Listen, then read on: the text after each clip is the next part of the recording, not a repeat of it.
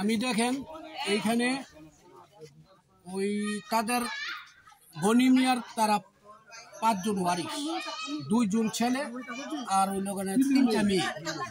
এই 3টা মেয়ের কারণে দুইটা নীলুফা আর গানের এটার নাম নাকি সখিনা।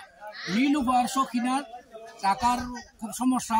ওর মনোরা, হ্যাঁ নীলুফা আর মনোরায় ওর নীলুফার কান মেয়েটার কান কাটছে, টাকা পয়সা নাই, অসুবিধা ঘুরে গেছে। এমন অসুবিধা যে অসুবিধা নেই।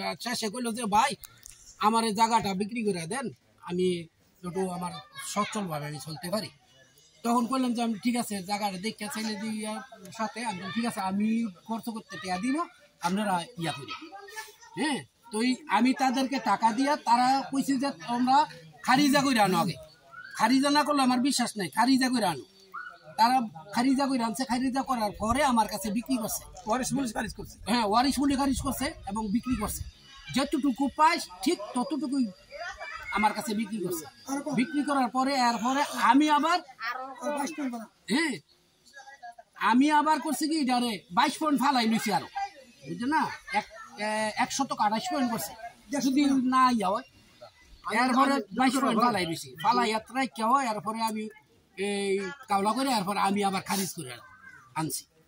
এখন আমার জায়গার মধ্যে তারা লাইলি বেগম আমার জায়গার মধ্যে বেড়া দিয়া হ্যাঁ খালি আছিল এতদিন।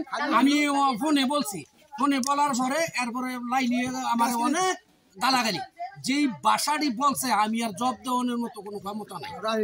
শেষ আমি আর মাতলাম না, না মাইতে এরপরে চাইদি এরপরে আইসি আইয়া চাইদি খালি আছে, আমি আনমু 3 মিনিট আনমু আইয়া চাইদি তারা বেড়া জ্বালাইছে আমার জায়গার মধ্যে, তারা বেড়া জ্বালাইছে।